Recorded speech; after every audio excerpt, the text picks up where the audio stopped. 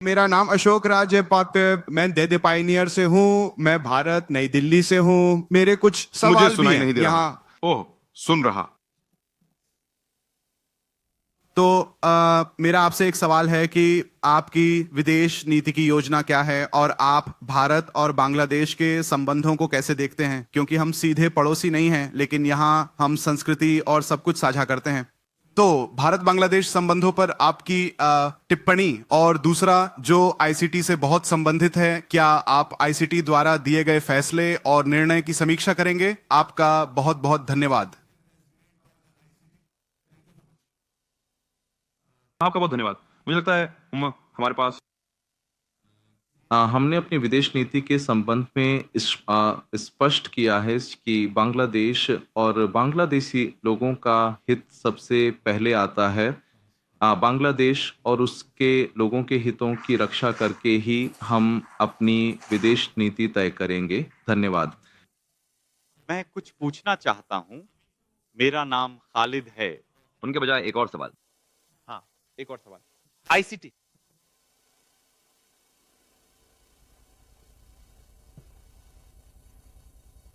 शुक्रिया।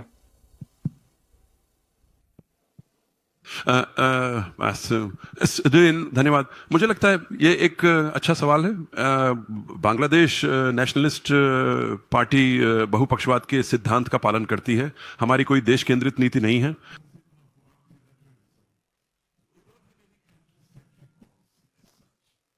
तो हमारी नीति दुनिया के सभी अन्य देशों पर लागू होती है।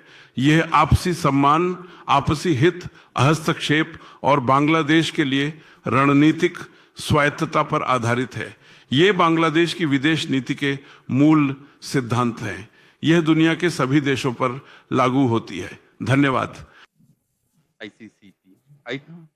आईसीटी के बारे में क्या वह कुछ कहेंगे? आईसीटी को लेकर प्रश्न पूछे जा रहे हैं।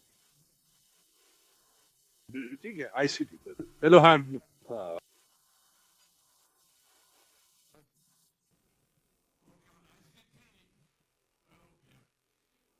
आईसीटी पर यह न्यायपालिका का मामला है। बेशक हम न्यायपालिका को कार्यपालिका और विधायिका के कार्यों से अलग रखना पसंद करते हैं।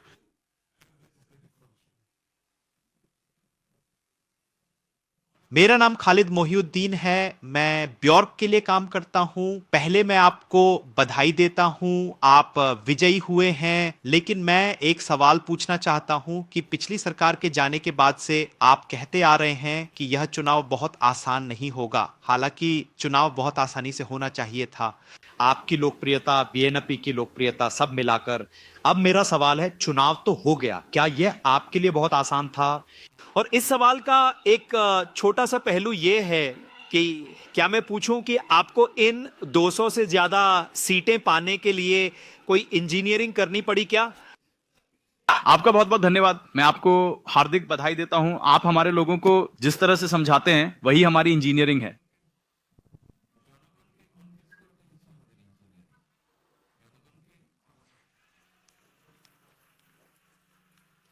लोगों को अपने पक्ष में लाना ही इंजीनियरिंग थी।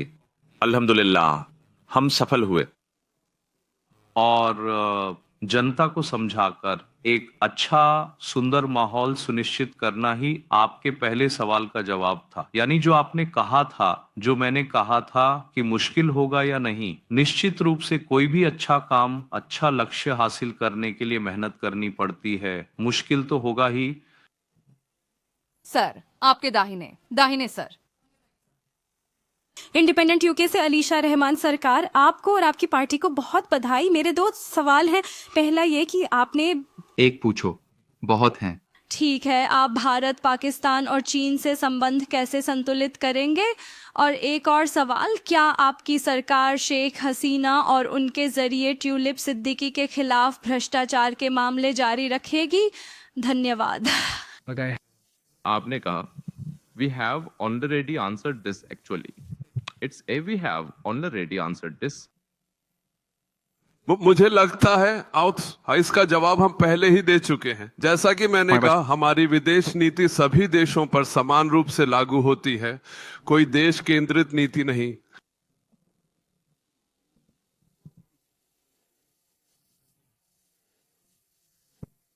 मुझे ठीक से सुनाई नहीं दे रहा, क्या आप जोर से बोलेंगे?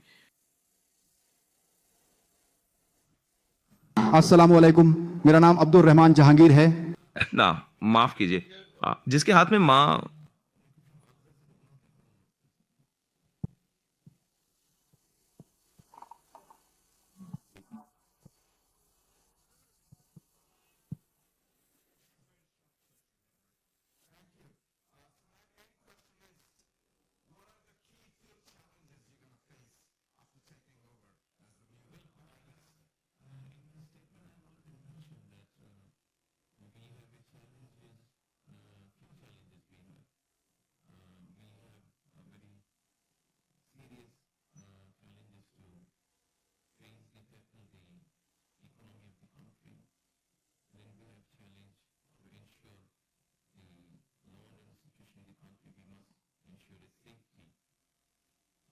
लोगों के लिए और बेशक जैसा कि आप जानते हैं कि पिछली सरकार ने अन्य अन्य महत्वपूर्ण सरकारों ने देश में लगभग सभी व्यवस्थाओं का राजनीतिकरण कर दिया है। इसलिए हमें देश में सुशासन सुनिश्चित करना होगा।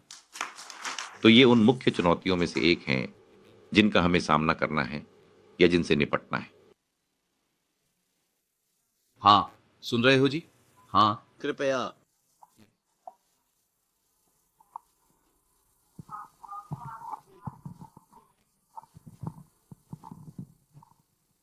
नमस्ते, बधाई हो आप सभी को और आपकी पार्टी को कल की जीत के लिए। तो मेरा पहला सवाल यह है कि काफ़ी समय से चीन और बांग्लादेश ने बहुत अच्छे संबंध बनाए हुए थे, तो मैं जानना चाहूँगा भविष्य में आप चीन और बांग्लादेश के संबंध कैसे विकसित करेंगे? ये मेरा पहला सवाल है। दूसरा, बांग्लादेश के भविष्य के विकास के लिए बेल्ट एंड रोड इनिशिएटिव की भूमिका को आप कैसे देखते हैं? धन्यवाद। हम भूमिका को कैसे देखते हैं? बेल्ट या रोड बेल्ट? क्या कहा? ये पहले। दूसरा सवाल यह है कि आप बेल्ट एंड रोड पहल की भूमिका के बारे में क्या सोचते हैं बांग्लादेश के भविष्य के विकास के लिए? धन्यवाद। धन्यवाद। उम्मीद आपके पहले सवाल पर निश्चित रूप से हम बांग्लादेश के लोगों के हितों की रक्षा करने की कोशिश करेंगे। अगर कुछ ऐसा है जो बांग्लादेश के हित में नहीं होगा, स्वाभाविक है कि हम उसे स्वीकार नहीं कर सकते। मुझे यकीन है आपसी हित ही हमारी पहली प्राथमिकता होगी। दूसरी बात यह है कि आपने जिस सड़क सिल्क रोड का जिक्र किया था उसके बारे में हम देखेंगे कि क्या वह बांग्लादेश के लिए फायदेमंद है। अगर वह बांग्लादेश की अर्थव्यवस्था में मदद करता है तो हम तय करेंगे। ये क्या करें? जी, सलाम भाई। मैं भी CNN के साथ हूँ। ये इंडियन चैनल है, वह इंडियन चैनल है। सर, मैं आजाद सईद पाकिस्तान से।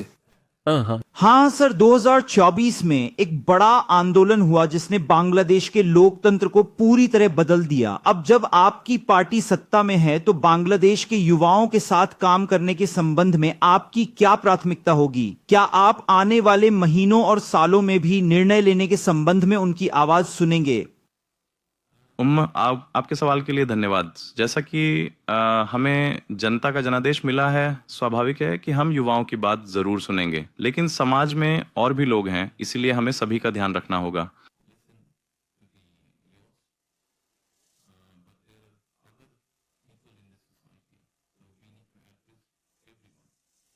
हर किसी की अपनी समस्याएं हैं, इसलिए हमें हर तरह के लोगों तक पहुंचना होगा। तो अब तक हमने अपना घोषणा पत्र जारी कर दिया है, शायद आपने उसे देखा होगा। तो हमने अपने घोषणा पत्र में हर किसी की समस्या को संबोधित करने की कोशिश की है।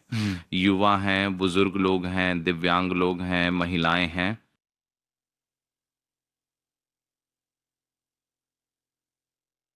बेटा, सबसे पहले बहुत बहुत बधाई। मेरा एक सवाल है कि जब हम बांग्लादेश के ढाका की सड़कों पर जा रहे थे, हमने लोगों को कहते सुना कि वे न्याय की मांग कर रहे थे और वे मिस को सौंपने की भी मांग कर रहे थे। शेख हसीना वाजेद जो भारत में छिपी है, क्या आपकी पार्टी भारत से शेख हसीना को सौंपने की मांग करेगी? ए और फिर बी है, हमने देखा है कि सार्क सक्रिय नहीं है और भारत पाकिस्तान के बीच गतिरोध है। उनका नवीनतम गतिरोध 2025 में था। क्या आप सार्क को फिर से सक्रिय करने और भारत पाकिस्तान के मतभेद खत्म करने में कोई भूमिका निभाएंगे? धन्यवाद। हाँ, जैसा कि आप जानते हैं कि सार्क की शुरुआत बांग्लादेश ने की थी, तो स्वाभाविक रूप से हम सार्क को पुनर्जीवित करना चाहेंगे। हम सरकार बनने के बाद अपने दोस्तों से चर्चा करेंगे, हम इसे पुनर्जीवित करने की कोशिश करेंगे। आपका पहला सवाल क्या था? क्या आप शेख हसीना को बांग्लादेश को देना चाहेंगे? यह कानूनी प्रक्रिया पर निर्भर है, बेशक। शुक्रिया। ओह, धन्यवाद और बधाई। मेरा सवाल है, आप बांग्लादेश चीन संबंधों का आकलन कैसे करते हैं? फिर से कहिए। धन्यवाद और बधाई। मेरा सवाल है, आप बांग्लादेश और चीन के मौजूदा संबंधों का आकलन कैसे करते हैं और आगे दोनों पक्षों के बीच सहयोग को और बढ़ाने और गहरा करने की सबसे अधिक संभावना किस क्षेत्र में देखते हैं? धन्यवाद। खैर, कई अन्य देशों की तरह चीन भी बांग्लादेश का एक विकासशील मित्र है, तो हमें उम्मीद है कि भविष्य में भी दोनों देश एक साथ मिलकर काम करने की स्थिति में होंगे।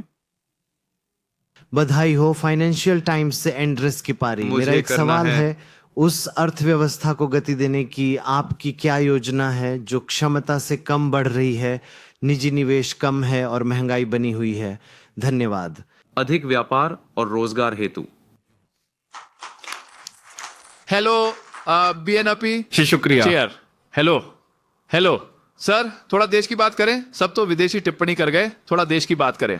जरूर देश आऊंगा, देश के लोगों के साथ आऊंगा। Sorry, I need to address my Bangladeshi journalists now. मैं पल्लवी घोष, CNN 18 से। क्या मैं उससे निपट लूं? क्षमा करें। बीएनपी को प्रचंड जीत के लिए बहुत बहुत बधाई। असल में प्रचंड जीत एक बोझ है, बहुत बड़ा बोझ। इसे निभाना बहुत मुश्किल है। कृपया प्रश्न बताएं। हाँ, ये बहुत चुनौतीपूर्ण है कि आप आने वाली चुनौतियों, खासकर अपराध, भ्रष्टाचार आदि से कैसे पार पाना चाहते हैं। देखिए, आपने कानून व्यवस्था की बात शायद कैसे की। हमने हमेशा कहा है, अभी जो बयान दिया था उसमें भी मैंने कहा है कि कानून सबके लिए बराबर है। इसीलिए अगर कानून सबके लिए बराबर है तो इंशाअल्लाह सरकार में आने के बाद हम कोशिश करेंगे कि कानून कानून की तरह चले। यही हमारे कुछ मुख्य मुद्दे हैं। मैं जायरुल आलम हूँ, मैं चैनल 24 से हूँ। एक मिनट रुकिए सर, पहले उन्हें सुनाइए। मैं पल्लवी घोष, CNN न्यूज़ 18 से दिल्ली से आई हूँ। 2 छोटे सवाल हैं। पहला, क्या आप मानेंगे कि 5 साल के प्रधानमंत्री ने आपसे व्यक्तिगत रूप से बात की है? क्या आप भारत के साथ गर्मजोशी भरे संबंधों को फिर से शुरू करना चाहेंगे और क्या आप इसे शेख हसीना को यहां वापस लाने से जोड़ेंगे? दूसरा, श्रीलंका में विश्व कप चल रहा है लेकिन बांग्लादेश और भारत ने कोई मैच नहीं खेला है। क्या आप चाहेंगे कि भारत और बांग्लादेश के बीच क्रिकेट से राजनीति को दूर रखा जाए? मुझे लगता है आप वही सवाल दोहरा रहे हैं। वही सवाल मुझसे तो पूछा था। ठीक है,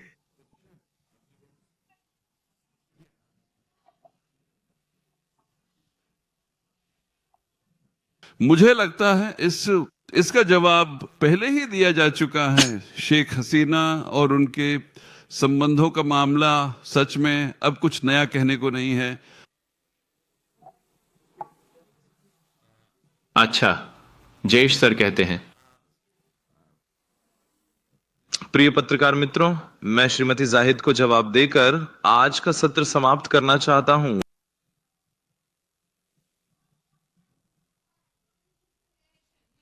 बांग्लादेश में कई लोग अवामी लीग के समर्थक बने हुए हैं। बांग्लादेश में सुलह के लिए आपकी क्या योजनाएं हैं?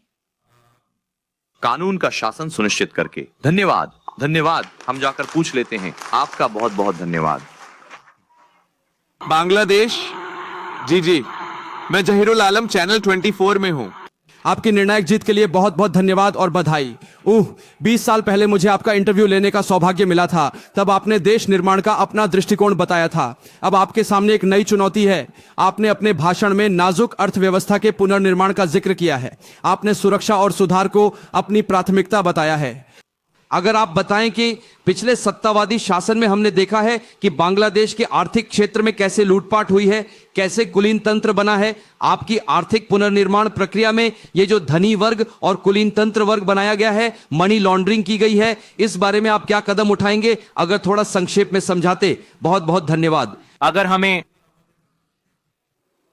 आप अगर हमारे मैनिफेस्टो या इस्तेहाद को देखें तो वहां आपको इन सभी प्रश्नों के उत्तर पूरी सुंदरता के साथ मिल जाएंगे। Subscribe to One India and never miss an update. Download the One India app now.